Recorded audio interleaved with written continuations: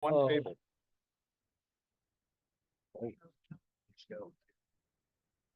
I project. I don't know if I should use a microphone or not. Can you guys hear me?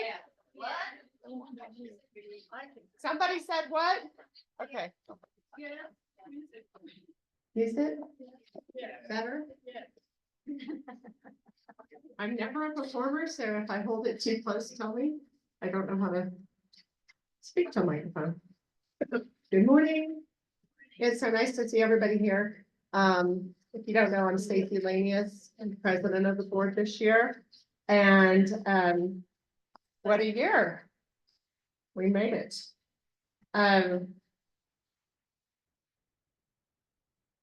Today, we're going to be touching on, we talked about a few of these things in the board meeting yesterday, but we're going to have a property update with some of the key things that are going on and have a financial report, some committee reports, and of course, we're going to have the election and the election results.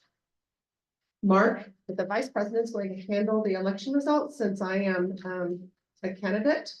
We'll just let him run that part of the agenda. I would like to pass this to John Neebling, our secretary, for proof of notice of meeting and the quorum certification. Thank you. Yes, the meeting was noticed in the packet that all of you were sent in early August, and that satisfies the notice requirement. Also, the quorum is present in the form of all of you, but also the quorum is established by voting owners who can't be here. So the requirement is that 35% of the owners, the units represented are either here or have voted, and 185 people voted. So already, and we've got some more votes coming in here this morning. So we easily met the quorum. Shall I go on the minutes? Sure. Then, right now, I think there were minutes available that you could have picked up. Now they've been posted as a draft for months. So the minutes have been out there, and I hope you've all had an opportunity to look at them. I just I think they're accurate. If there's anything wrong in minutes, if you know something, let us know, please. Okay, well, if nobody has any objections. then John? Yes, I just have a quick, I don't have a copy of the minutes in front of me, shame on me. yeah. But- neither do I. I had occasion recently to go through some old minutes, Yeah. old annual meeting minutes. And there was no consistency in whether the minutes, Can't hear. Joe. no, I'm sorry.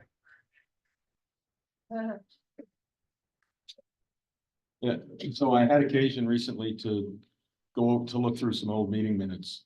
And one thing I noticed was there was no consistency in whether the attendees, whether the board attendees were listed as being present. It said the president did this, the treasurer or the secretary did this, but they weren't identified by name. So I would suggest that when the minutes contain lines like that, that the person is identified by name, not just by title. I think I did that last year. And I don't know if this one does that or Yes, not. that's what I think does. Yep, Secretary Yeah. John Needling, President Hughes. Yeah. Yep, okay, got it. Okay. This is the owners' meeting. This is not a board meeting. The board just happened to be here. So some owner has to make a motion to either approve or not to approve. Yeah, so who we got, Rick? Yeah, I'll make a motion that the minutes as presented are approved. Is there a second? Kathy? Okay. Okay.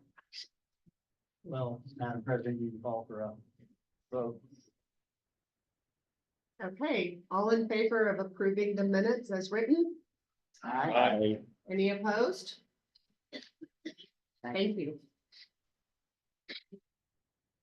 We're going to start our committee reports now and passing this to Joe Carey for our financial report.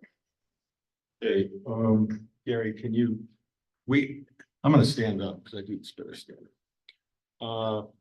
In years past, we've had a TV screen or some sort of audio visual aid so that you could see the numbers I'm talking about. That last year, after this room was converted from a kind of a large banquet hall to this restaurant, the TV that used to be up on that wall was taken down. So we had to kind of wing it, and I did it verbally.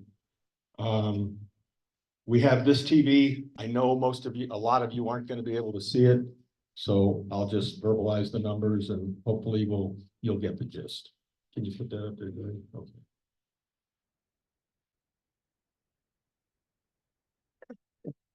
So the first, this first display here, and we went over this budget review, this financial review in detail yesterday. If anybody wants more detail than what you're going to get today, I give the 10,000-foot view today. I do all the detail board meeting prior to this meeting. So if you want the video, the YouTube video of the board meeting yesterday will be posted on the website, and you can view it there. Right? Okay, so this is a snapshot of our balance sheet, and this is as of August 31st. The first item there is the money that we have in our operating account, almost $500,000. This is great because this year has been a challenging year cash flow wise. When I reported at the last board meeting back in May, this number was a quarter of that. So we're doing very well. We've got ourselves into a better position, even dealing with the roof assessments and the roof payments to the contractor and the insurance payments, heavy duty insurance payments, which you all know we've had to suffer through this year. So we're in better shape now. The roof assessment account is sitting at 158,000. There's another another 1/4 payment coming due on that this month, September 15th. So that number will get bounced back up to a higher level. Our permanent reserves with Edward Jones, 161,000, and then the two banks that we have still have some CDs. The goal is to age out those CDs, and all of our reserves will be in Edward Jones, and that is strategically split up into different accounts within that brokerage firm so that we don't have all our money in one place and minimize our risk. So our total scroll it up here. So our total cash on hand is just over $1 million. Like I said, we're in good shape there. And then accounts receivable is at 991,000. The majority of that, over 800,000, is the 4th and 5th payments that have been billed for the roof assessment account. So our actual accounts receivable outside of that is somewhere around $100,000, which is a normal amount. Okay, Gary, you can go to the next slide.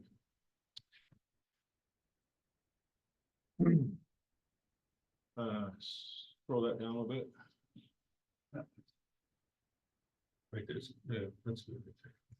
Okay, so this is a summary view of our operating accounts, revenues versus expenses. Our current revenues are slightly under plan, but in good shape. The sewer line project which was an unexpected project we had for the lodge. A lot of you know about that. We collected 328,000 and change on that, so that bumped up our revenues. This gets offset later in the capital projects. So while we're slightly under plan on revenue, as you can see, we're also under plan to a larger degree on our expenses. Administrative expenses are close to plan, but a little bit under. Operations is a little bit under. Personnel, utilities, capital projects is where that sewer line project is. So the offset for that revenue is there. So the net surplus we're sitting on right now is about $81,000. So we're in the black. Good shape. Next slide, Gary. This is our reserves. We have some planned revenues for the reserves, the first 3 lines. I'm sorry, the carryover and then the next three lines. Rental revenues, on the, 2 units, now 1 unit that we own, we sold unit 110. Just last month, last month. So we had some rental revenue there that we hadn't planned because it took us a little bit longer to get that sold. Interest income, well above plan, and this is thanks to John Mills and our Edward Jones account and how he has us set up with the returns we get on our reserves, which used to be not a lot, and we're getting more, so that's looking really good. And then the capital contribution from sales, this is the fee that's charged on every property closing and to a new owner, and that money gets deposited to the reserves. And that's a little above plan too. So the net balance is in the black there. We have $352,917 in our reserves. I had predicted at the beginning of this budget year, due to our crazy insurance situation we had and what we were going to be spending on insurance, and you'll see that in a second, that our reserves could get drawn down to as little as $200,000 this year. I'm optimistic now that it's going to be a little more than that. I don't know if it'll be this number. I don't know if we'll be able to keep it there, but I think it's going to be better. All right. Can you show that? Pie chart? Did you want to do this? Oh, that's not even supposed to be there. That's carryover. I don't even know why it's there. They don't do that anymore. I think it's a carryover from last year's slides. Hang on 1 second. Okay. Oops.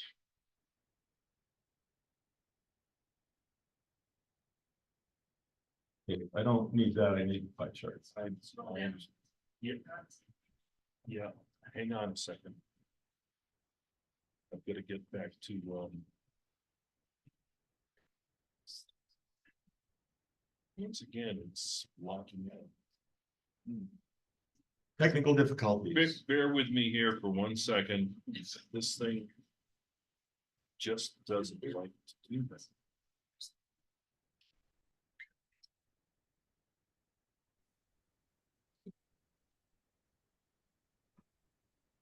Where does my money go? Where is it? It's, As long as Gary doesn't say that out loud about our real money, we're fine. Yeah.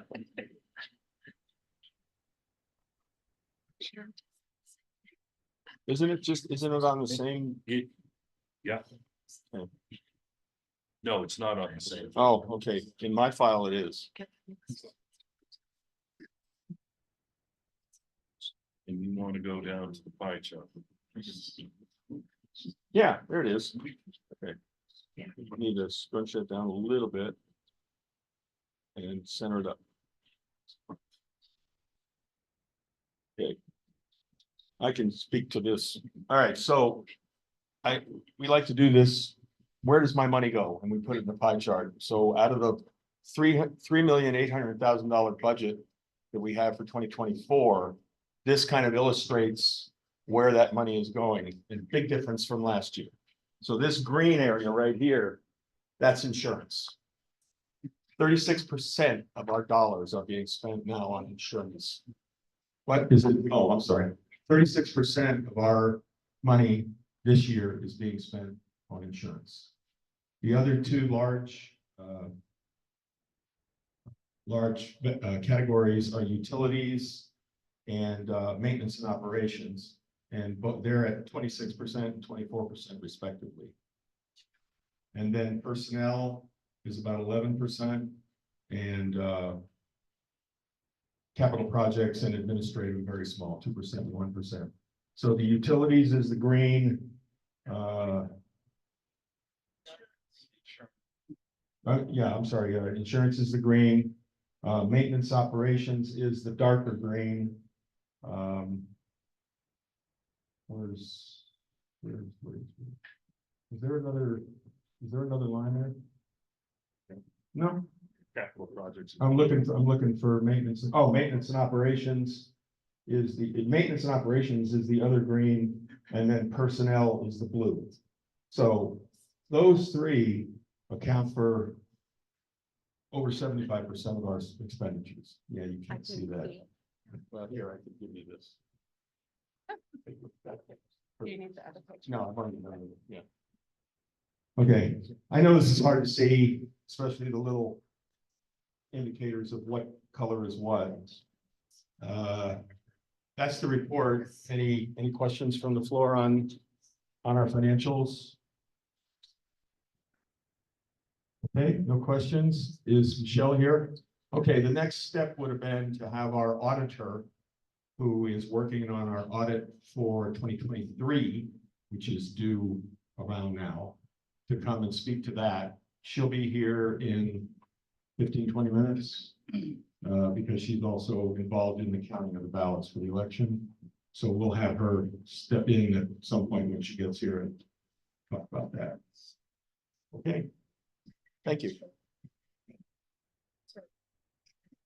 Want to give the floor to Mark Felisa, who's going to update us on the smoke detector updates, the fire protection, and the roof. Can you hear me? Usually you can't. Microphones work. So I'll start with the smokes and smoke and CO2s. I'll just go very briefly today. Yesterday, there was a fairly long-winded report that I encourage anyone to want the details of where we are in smokes to look at yesterday's video, hearing when it's posted. We entered into a 5-year plan with the fire marshal in February on our fire safety system to meet current code. The code. Can you hear me now? And if you point it like that, Is that better? yeah, Better. you can't speak over the top of the microphone. It doesn't work. So, well, I'm not a singer, so I don't know all this. So, we entered into the agreement with the fire marshal in February. In 2018, the fire code changed in La Plata County. It adopted an international fire code. We need to meet that fire code at Cameron. It'll be a 5-year plan. Set year 1 is to change all the smoke and CO2 detectors in all of our units. So that will happen here probably in the 4th quarter. I apologize. What we've learned over the course of the past couple of months is that the as-built units at Tamaron are nowhere close to being as-built. There's been many modifications over the past 50 years, making things a little more complicated. Many units are joined, where there may be 2 or even 3 deeded units that are now combined into one. So the requirements for smoke detection vary. Anywhere from the simplest in the lodge studios, where it'll be just a very simple Home Depot, I'll call it kitty type unit, all the way up to some units out in the outlying complexes, which may require up to 8 separate detectors. That's extreme, and there's not very many, but there are some. These detectors will, by current code, will be required to talk to each other. So it'll be specialized equipment. And we now have an inventory of what's needed, and some folks will get away fairly inexpensively with a single studio unit, and some will have to have up to 8 detectors. The cost range will be anywhere from about $100 all the way up to about $1,000 in round numbers. Again, details, go ahead and look at the PowerPoint from yesterday. The way the billing will work is in the next regular quarterly billing, you'll receive one bill. If you have 3 units, one of your units will have a bill for all of the detectors, and it'll be paid for in the regular quarterly cycle. And that is really where it is. It'll be finished this year. The fire marshal requires that we have the smokes finished this year. Over the next 4 years, we'll be replacing panels and strobes and other components for our system, but that'll all be accommodated within the regular budget process. That's what I have for the smokes. Is there any questions?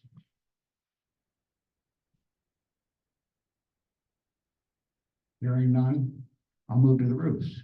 Gary, could I have the roof presentation, please?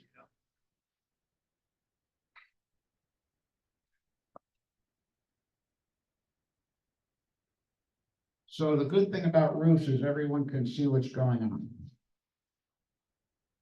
We finished the lodge roof last year. We have now finished High Point's roofs. Pine Cone is nearing completion. This photo shows a picture of Pine Cone coming up to the north from Gamble Oaks. It looks great. We knew it would look great. It does look great.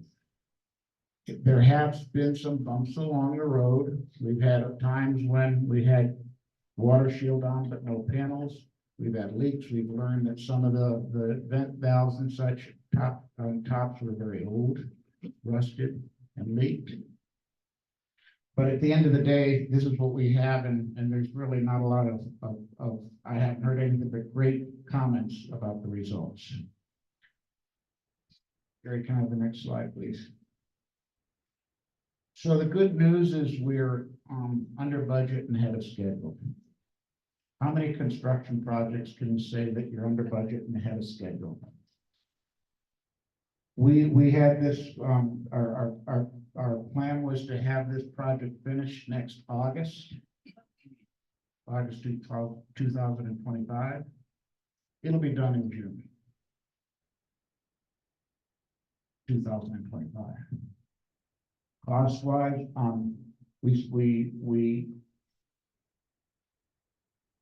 our high roof ground roofing bidded at 2,000 squares, that's 200,000 square feet.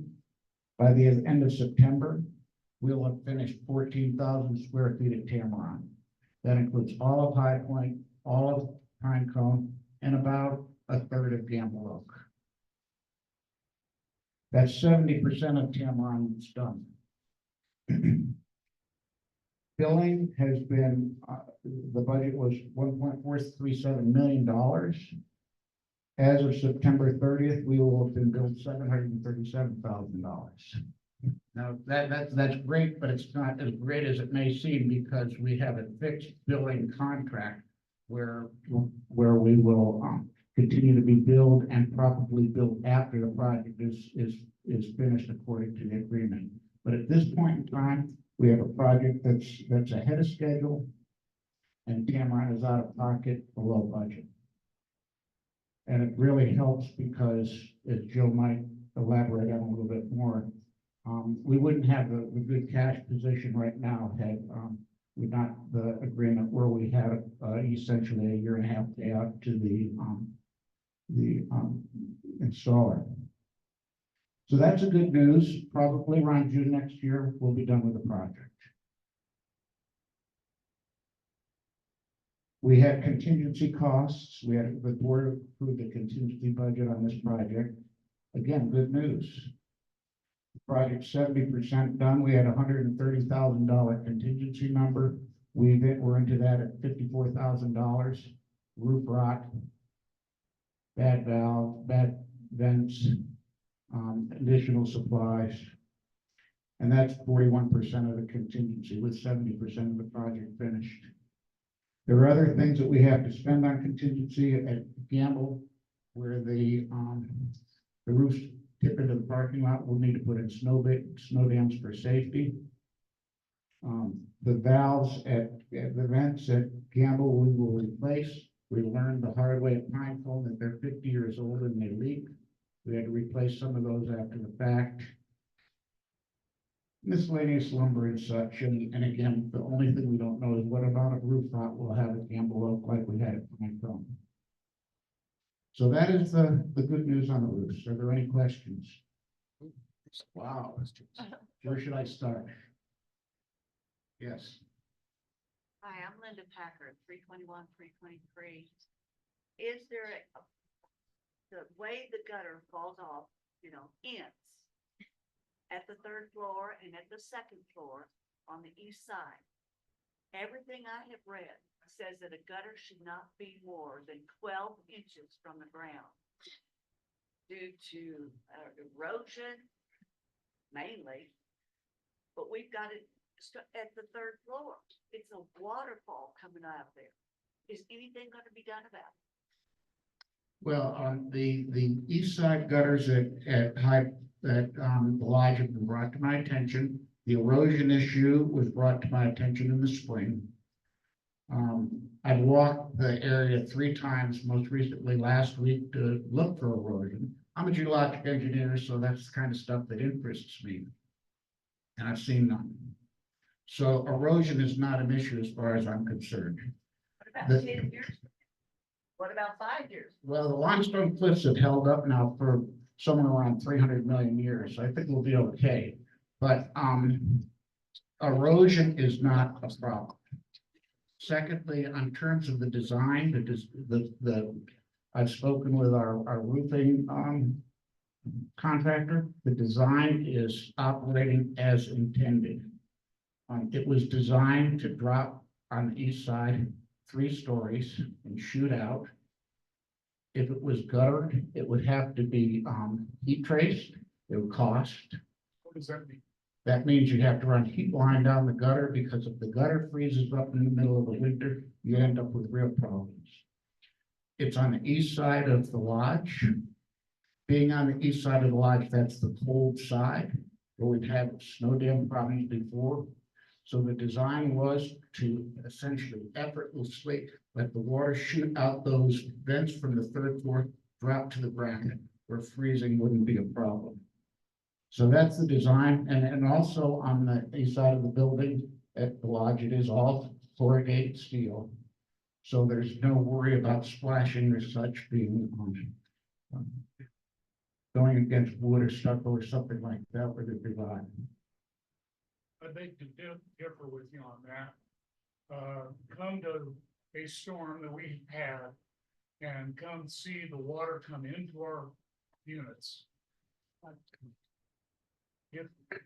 If you'd like to see, I have a video, it's not on YouTube, but I have videos of the amount of water that sprays into the units.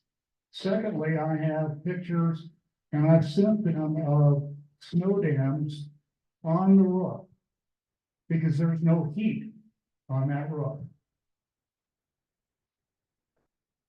It may have been intended of design, but it is poorly designed. You want to say something? I don't know anything about that. Yeah, all I can say is that it is designed as planned. Any other, with downspouts and such, we would have had problems with freezing, which would have caused other design. No, they could have been heated. Hang on. Bobby, can you speak to that? Yeah. Give him the microphone. The standing seam roof on the back side of the lodge is not heated. The gutters that come down to the standing seam are. Okay, You can see the water. yeah. There was no icicles that I saw this winter. Well, I got pictures. The picture you have was the week before the system was turned on. So the system did work properly. The hot edge, we didn't have any ice dams, but that's designed to drain down onto the standing seam and off the edge of the roof with the gut. That way it stopped the water from falling on the standing seam like it would before and creating the ice dams. So that's what the gutter does. It goes down and off the standing seam and sprays off the building. You know, it sprays onto the building. Below, probably. It sprays onto the building. If there's any kind of wind or anything, It sprays on the building. it's getting on the building as well as I'm concerned about the ground, but. No, it's because it's done wrong. If you would like, I can get the contractor up here and we can have a discussion about it. But We can discuss this forever. I've got pictures of water that is coming into my unit. you have water inside your unit. Yes. Sprays in the. What is- Now, Charlie, is your window open? Closed, no, but. Oh, okay. Yeah, I was gonna say that. Close the window. Close the window. Thank you. Thank you, Joe. Yeah. Yes, that's really good at 80 degrees. And we've got a storm. Yeah, all right. It's been done wrong. Okay, Okay. complaint noted. We'll look at it more. We'll look at it again. Next, please. Kathy? So Kathy Husband's 850, 851. Two questions. If we're under budget at the end of the total project, if there's money that is left over, is that money going to be allocated back to reserve? Where's that money going to go? That's first question. Second question is, when the project is done, are we going to have an independent roof inspection? Because we had some problems from the past roof. So are we going to have another inspection to ensure that it's done correctly? Question one, the contract is that payments are made through August according to, the agreement. It's fixed price contract. The only, For labor costs. For contingency, it'll depend on where it is, and We have contingency costs. We also have cash flow, so we don't know where we're gonna be next June with this. I think it's a little premature to try to predict what we'll be able to do with that and how much it is. We need to build up our reserves. And so that'll be discussion closer to the end of the project. like Mark said, it's a fixed price contract.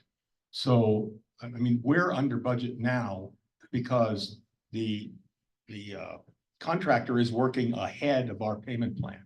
So that's why we're under budget now. But at the end of the contract period in August, we'll be right on the $2.7 million that the contract was let for, except for if there's a little bit of the contingency left over. And Mark showed you that. It's $130,000. We've spent some of it. We may not spend all of it. If we have some money left over, yes, that'll go into reserves. And Kathy, the other question's a good question. We'll take that under advisement.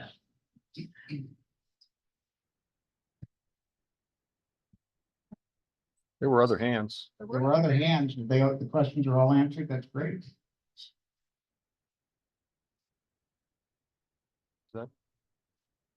The auditor is here. Do you want to slot her in and have her speak? Michelle? This is our auditor, and so we're gonna have her speak to the report. Hi, thank you all for having me today. My name is Michelle Sinio. I am with Formerly Frederick Associates. Effective 9/1, we went into a merger, so when you see Chuck Frederick around, I'm sure a lot of you know him. Congratulate him. We have been engaged to work with Tamron as their independent auditors. So we come in and we do a lot of work with Elisa and going through and looking at policies, procedures. She gives us a lot of information, but we don't stop there. We go into more depth and say, show us, why is it like this? And come up with financial statements based on those trial balances that she's given us. We are still in the process of wrapping up this audit. As of right now, everything's going very well. We don't have any issues or concerns.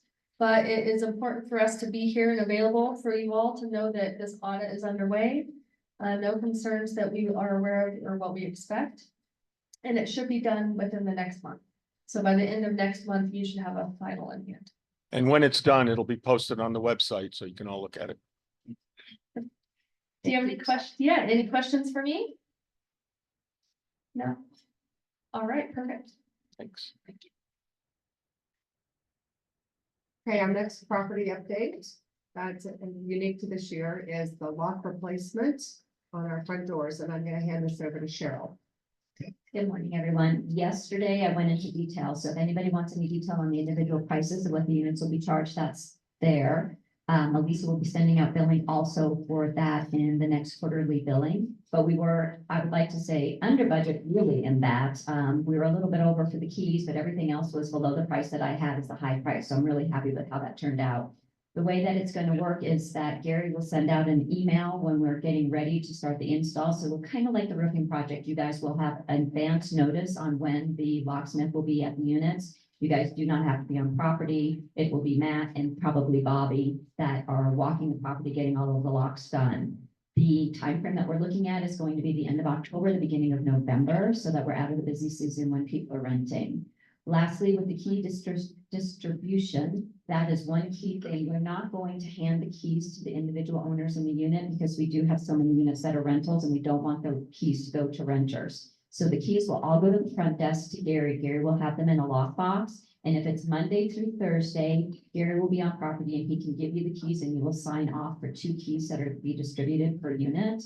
If you are after hours coming up on an evening after Gary's gone or Thursday through Sunday when Gary's not at the front desk, please email Gary and let him know when you will be here so that he can give the keys to the person at the front desk for you to get those keys and sign off from them. So we're trying to make it as easy as possible for you, but just want everybody to know the keys will not be left in the unit and will not be handed to anybody in the unit, even if you're an owner, just for the safety's sake. Does anybody have any questions on this? Thank you very much. Yeah. How much are these? The cost breakdown is in yesterday's meeting, but the cost breakdown is by what lock choice you chose. So if you could please look at yesterday's meeting, you'll see all of the detailed costs. The only one I can remember off the top of my head was the key exchange, and that was $31.34. Most expensive was under $400 for the Z-Wave, but all the cost breakdown I put in yesterday's meeting. So, and thank you everybody for getting me that stuff so quickly so we could get this stuff over. Okay, I just got a quick question. The doors like coming in off the north patio and Those are not being changed out yet. That's gonna stay on the Onity system until we do not have the front desk personnel anymore. So the only keys that we're changing out in this project right now from October to November is gonna be our keys on our front doors. So we will handle those once the front desk is gone, then those will change. And we've talked to Matt about it. He has a plan, but when we're a little bit further and we know we're closing the front desk, we'll talk about what we're doing there. So you'll still have that Onity key to get in and out at the lodge, yeah. And I know everybody at the outer line units, that doesn't matter. It's just us lodge people that it does matter to. Yes, thanks for the question. I want to elaborate a little bit on that and say that, after we switch out our locks, we will not need the front desk to be making card keys for us anymore to check in that whole, administrating a rental program that Tamron doesn't operate will be going away. However, because we will still have the fire panel, there will be like a security monitor to look at the fire panel until we're further along with our fire updates. The fire updates, Margaret said, are over a 4-year time frame. And so that is why the lodge doesn't have to be done quite yet as far as the exterior doors. This is phase 1. Any more questions? Okay, I want to give a brief update on rules and regs because at the last owner meeting, we had quite a discussion. We updated our violations policy on July 29th. It was dictated by Kiowa, who's our governing agency in Colorado, and updates to the law about enforcing rules and regs. And a couple of key things I think that are important that came about with this change. It actually helps us be able to enforce. If the violation is a health and safety violation, you will get noticed immediately and have 72 hours to cure before a fine begins. After that point, if there's a recurrence, you are automatically fined. You no longer have a 72-hour window. If it is not a health and safety violation, you will be given a courtesy notice. After that, if you do it again, there's a repeat, you will get a notice, an official actionable notice, and you will have 30 days to cure. If after that 30-day period, there's a repeat, it's automatically fined. The reason we're doing a courtesy notice for non-health and safety violations, I know a lot of people feel strongly, why not just do a actionable kick off the 30-day period? That's because in order to start the clock for a fine, we have to notify the offender via certified mail. And if every time somebody did something, we had to stop our business process and send certified mail, that's quite cumbersome for us. And so we're going to rely on the non-health and safety rules, courtesy reminders, and then the next offense we would action with a certified letter.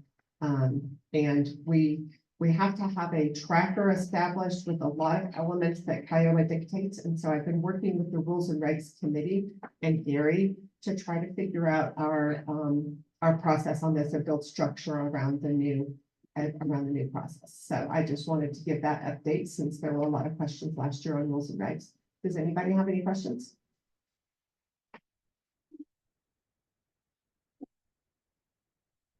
Mary Keys, 744. Do we have a definition of what a health and safety violation is? We're working on that as well. And that will be posted on our website or mailed to us or? It'll be communicated, yes, but we're not there yet. Okay, thank Right you. now, it's sort of, we know it when we see it. And we talk as a committee, and I mean, there's a lot that has to go into building structure around this very old area that has recently been updated. And we're working hard. I know we need to figure that out and add definition. So I acknowledge that and more to come.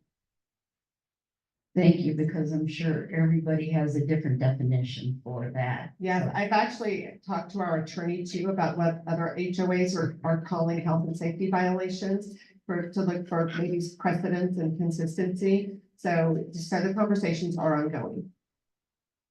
Kathy? Okay. Any more? Great. We have a very active insurance committee working hard.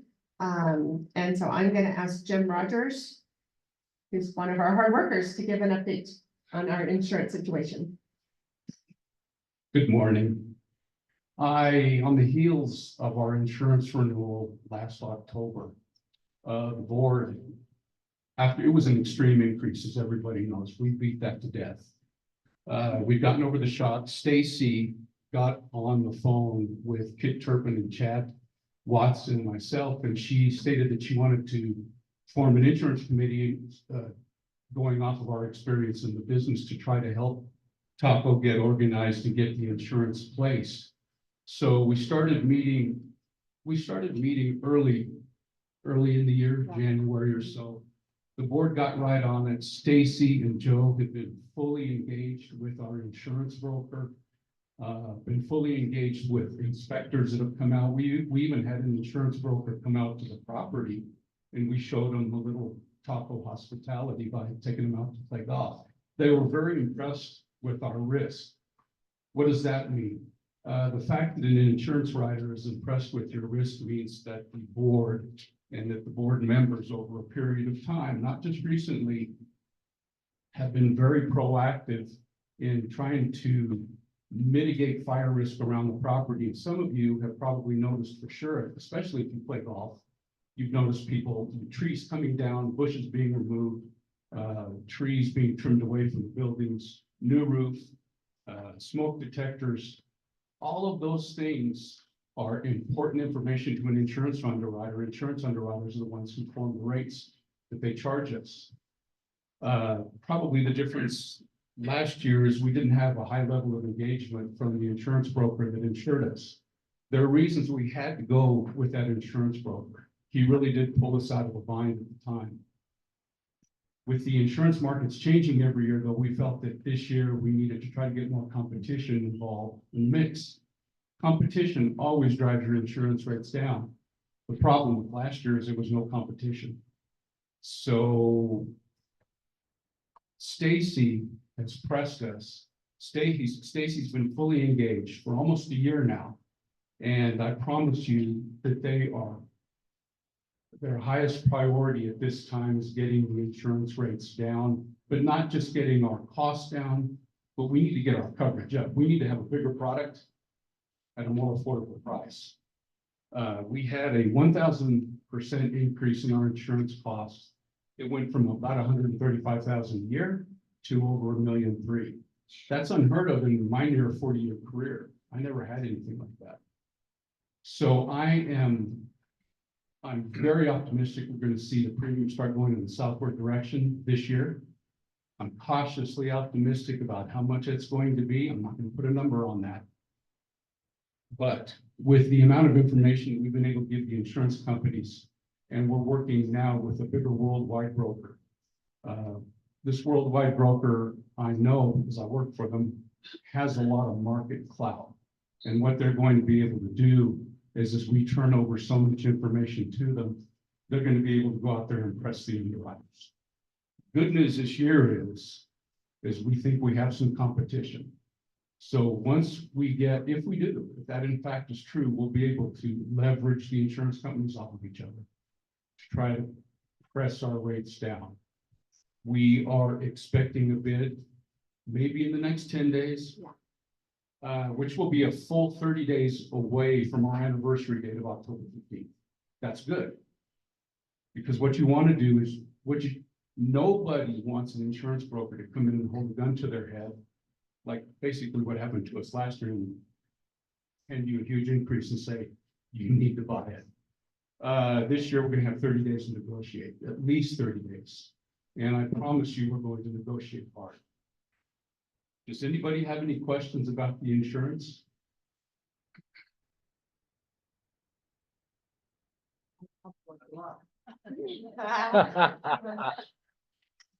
Okay, it looks like.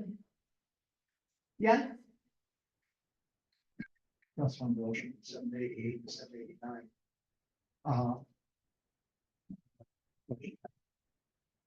Who is this new broker? You know, Yes, the new broker is an insurance company by the name of USI. And they are a large worldwide broker. the excess and surplus? Yes. They have an excess and surplus branch that they own, however, they do all standard lines, they do health and employee benefits, they do everything. But in the particular arena that we're working with here for Taco, it's mainly the property insurance. And unfortunately, it looks like the marketplace is going to force us into excess and surplus lines. But still, with competition, we think that there's a lot of room to negotiate the base rates down to what we think they need. And the previous year, contact with Mary on the legislative line. Say again? It's good that they have accidents and youth underwriting line. Such as Yes. another market. The Lloyd's, they don't just call Lloyd's of London on the phone, we send a personality out to the Lloyd's floor to go meet syndicates. Do they have a branch in London? You know, they've got offices, and yes, they do. They've got offices all over Europe, and I think. Thank you very much. do we have any more questions? I wanted to say that, last year, as a reminder, we couldn't even get anyone to return our phone calls. We couldn't get any service until right before, by several days before our renewal date. And Well- one company would work with us. Well, the company that we got our coverage with last year, the agency in California, Ari Harris. Like Stacy said, they were the only ones that would even talk to us. And yeah, we didn't get our quote, we didn't get our proposal until just the 11th hour. But it was the only proposal we got. So it wasn't like a gun was being held to our head. We had no other choice. And the other thing I want to say, hold on one second, please. The other thing I want to say is thank you, Jim, and our committee. It's been really informative. I learned something every day about this market, and I used to audit insurance companies, and I'm still learning. I would say that the majority of the effort the last 12 months and the lion's share of the learning and the work has been Joe Carey. And so, Joe, I want to thank you for that. because he's worked so hard on this issue that was handed to the entire board and he just took it and ran with it. And we're so thankful now that we've been able to bring in a few other insurance experts. I think their average each is 30 to 40 years in the business. I try to facilitate, I arrange Teams meetings and return phone calls, but most of what I get, I have to say I pass to Joe and he's just been invaluable, so. I And wanted to add I'm that. happy not to be in the position I was last year. Thanks very much. A quick follow-up question. Are we, under our rules, capable and able to have a higher self-insured? What? I didn't hear that. Can we have a high up or significant self-insured retentions? He's talking about self-insurance. Self-insured. We are not in a position to self-insure at this point. We have a property that's almost 100 million and we don't have that kind of reserve, so we're not in a position to self-insure. But you can at least have some self-insured retention. That's it. Yes, sir, the retentions were raised last year. Our retention is near the same as the Deductible. and that's how much you retain if there's an insurable claim. Those were increased last year to save premium. This year, we're hoping that will be able to bring our retentions down, but we're going to be increasing our property values at the same time. We need to bring them up to insured to value. There may be some offset in some premium savings in order to raise those, although I still expect the net premium savings. We need to get our values up. And at that point, we may have to negotiate the deductibles of the self-insured retention. We may have to take those out. We don't know. We're gonna have to see what they present. And we've got hopefully more than one bid we'll be receiving. So we'll have time to negotiate, but that is on the table. And I'll add that in addition to USI, we have 5 other agents who are talking to us this year. We don't have anything from them, but they're not dead in the water. They return our phone calls. They keep getting information from us. Well, I've been in communication with these 5 other brokers, 2 in Durango, one in Glenwood Springs, one in Colorado Springs. I forget where the other one's from. Oh, Mesa, Arizona. And I know we're gonna get a quote from Mesa, Arizona. And at least 1 or 2 of the others I've been talking to as recently as the last couple of days. They're asking for more information that their underwriters are asking them for, and we're providing that. And so like Jim says, I think we're gonna have a little competition this year. We didn't last year. And we've also learned, and this will be it, I don't mean to keep going on, but it's a huge deal for Joe's pie chart. That most won't bid until 30 days out from your renewal date. The market doesn't allow that. Summer is when all the fires, the hail, everything's taking place, so they don't like to lock in ahead of time now. In this current market, and that's why it's all coming down to the last month, but we don't think it'll be coming down to the last days like it was last year. So that's progress. And as soon as we know more, you'll know more. Any more questions? Thank you. Next up is the election of the board of directors. I'm going to pass this to Mark since I'm up for election. And so he will be handling the next part of the order of business. Thank you, Stacy. Thank you, Stacy. So, everyone knows that, you've been given the opportunity to vote either by email or by paper ballot. First question is, are there any nominations from the floor other than the 3 candidates that have been,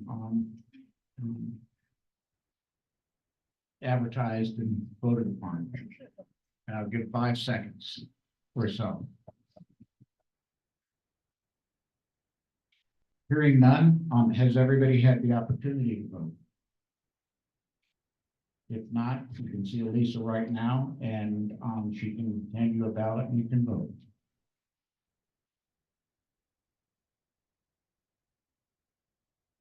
Hearing none, we will turn the, counting over to Michelle, wherever she is. And Michelle will go and count the ballots and take some time and, come back and announce the results for us. Thank you, Mark and Michelle and Lisa. While she's counting, we'll move on with our agenda. We don't have any unfinished business, but do we have any new business, any Q&A that we have not addressed for you guys? Mary Keys, 744. This is just like clarification from something you said earlier after the lock presentation. All the front desk is gonna close. There will be no more administrative duties for short-term, long-term rentals. So does that mean my quarterly fee of $180 for admin stuff is gonna disappear? Not now. We talked about this last year in the budget workshop. All of the insurance companies say that doing short-term rentals hurts us with insurance. And because of that and the activity on the property, and I do short-term rentals, so I get that fee too. And we're going to leave that in place for now. Okay, so what services am I receiving while I'm still paying that? It's more that the property is bearing costs because of the participation in short-term rentals. Cost above and beyond all the units that aren't in the rental program? Can you elaborate? Participating in short-term rentals. Some insurance companies won't even talk to us because we have short-term rentals. So participating in short-term rentals costs our property more administratively and with insurance for sure. So right now we're leaving that in place. And that was per the budget last year, and we talked about that at length last October. And it's good that we left it in place because our front desk is still making keys. The timing of that took a lot longer. So right now, for the foreseeable future, that is staying, and we don't know when that will be turned off. Okay, I'll bring it up again in the future. Okay, Thank you. Stacy. Is there gonna be a lock on the front doors of the lodge if there's no offices? right now, somebody will be in the business office or somebody after hours is watching the fire panel. So the rental support at the front desk is what we're phasing out this year. The rest will happen as the upgrades to the fire system allow in future years. And that's when we will be addressing the lock exterior entry. So potentially there could be a locking door on the front doors of the lodge. That's what we're looking at, and that's our locksmith has walked the property and he has a plan for all of that. Some kind of keypad entry. Yeah, Space two. Stacy. yeah, that's phase two. Yes, Gary. Leanne Bodie has a question. Leanne, go ahead and unmute yourself. Yeah, I was just wondering, you just talked about the short-term rentals, but what about long-term rentals? I have a long-term renter and I'm being charged that fee too. And once the new locks are installed, what would the front desk do for my long-term renters? Those fees are currently staying in place. And that's more to come. That's all I can say. All right. I guess all I can say is that doesn't really seem fair, but We're in the middle of the 2024 budget year where this was decided to keep those fees on. It's not 2025 yet, and we don't have the budget. We do have a budget workshop that will come up as we do every year, and people can talk about that then.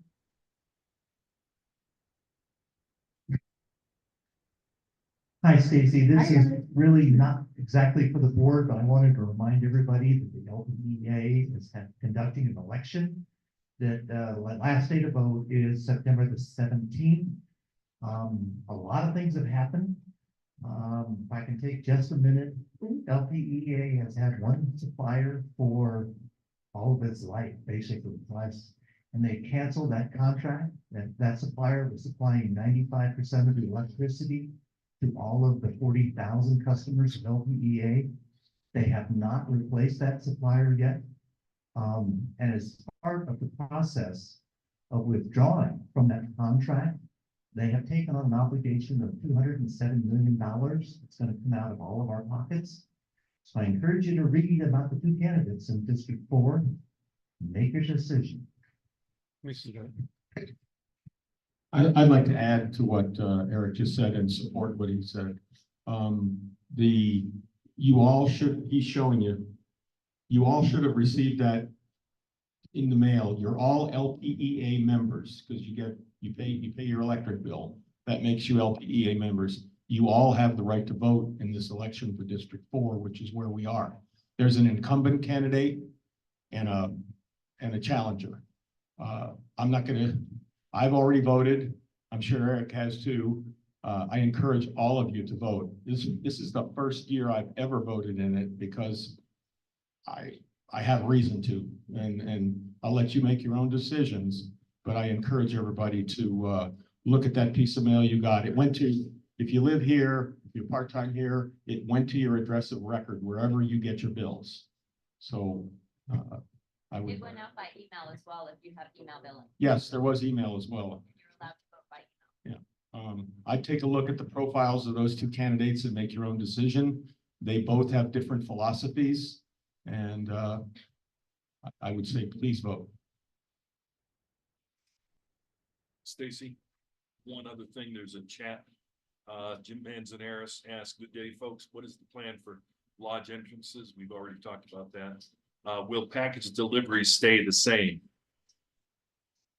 Currently, package deliveries are staying the same. I know a lot of people are inconvenienced when they drop their packages off at the lodge instead of coming to your unit. We have tried, we have called FedEx, we have called UPS, can you please do this? But I think the truth of the matter is, if you read any articles or watch any news about the pressure those delivery drivers are put through to make their deliveries within a certain number of hours, it is what it is. So currently, we do not have a plan to try to intervene with that. What I do is I watch my phone. Every package is tracked. And I watch my phone, and when it says your package has been delivered and it's not on my porch, I go down to the lodge and pick it up. We have to have some responsibility for keeping track of our things, knowing that Tamron has no control over where they leave the package.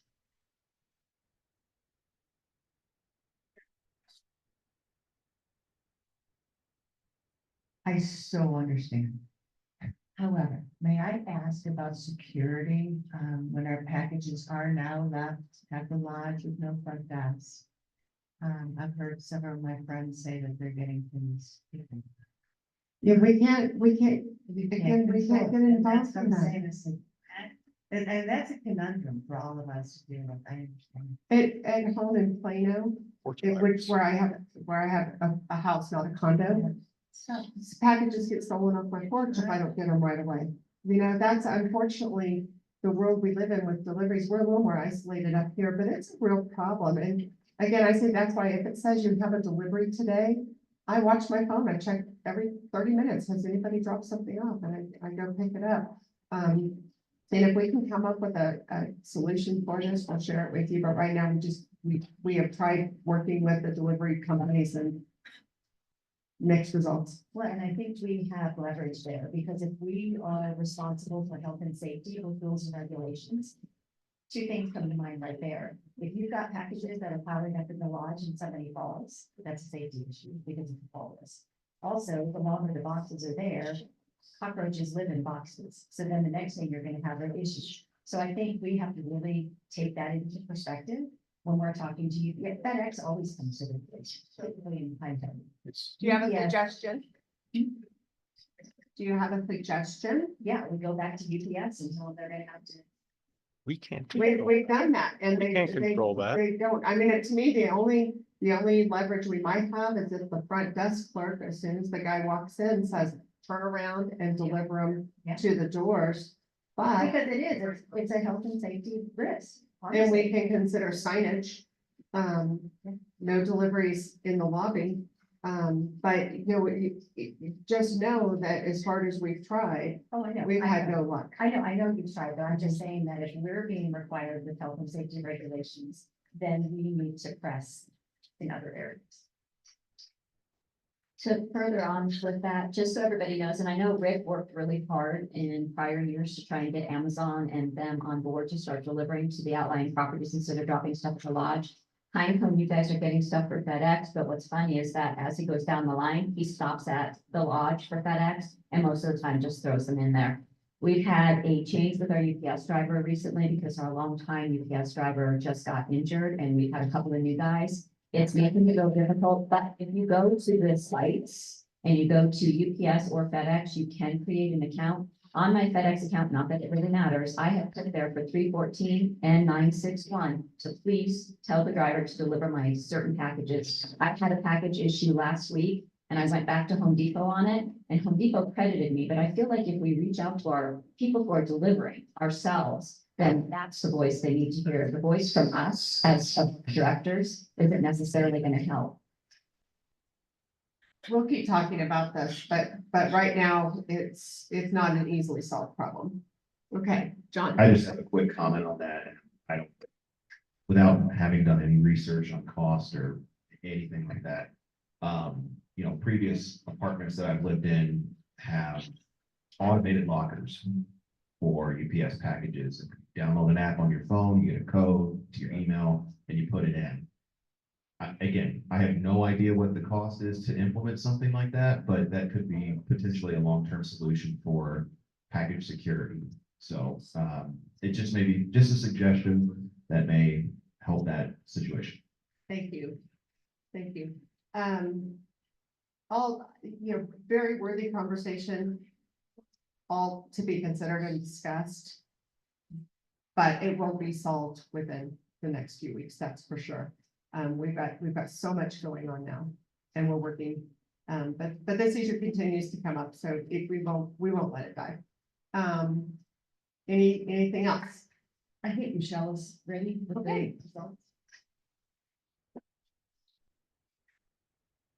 All right, so of all three candidates available, all three were elected into officer positions or director positions. I apologize for respective 3-year terms. Stacy Lanius, if I butchered That's the last good. names, I apologize. Cheryl Terhar and Chad Watts.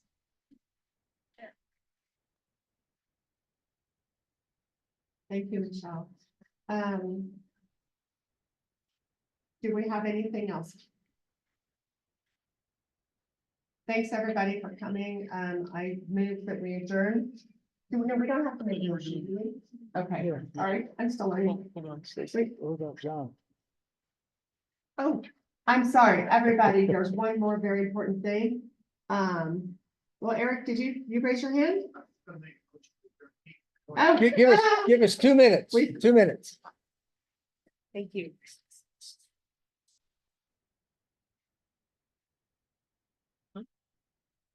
Okay, we have to turn it on. Just Real quick, the professor, John Niebling, friend to many. Thank you, John, for your many years of service to Tamaron community. Remarkable run. Your knowledge of procedure and process is unparalleled and so appreciated. With a formal yet relaxed approach, you have kept meetings and procedures as the most important element in all the board does. Talk about keeping us between the ditches. Appreciate that. Does that work? Oh, thank you, Joe.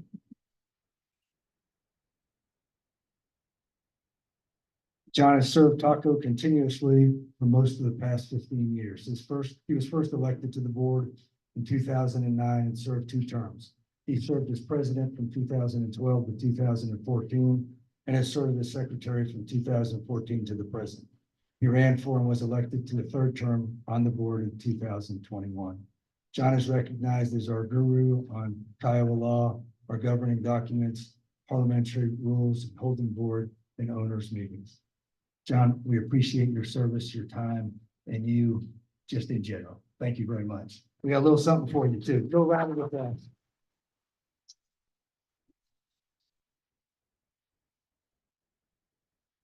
We're gonna fill those up later. John's gonna be very drunk later. I'll be ready. Beer glasses, very appropriate. Okay, Eric. You can second? All in favor? People heading for the door before the vote.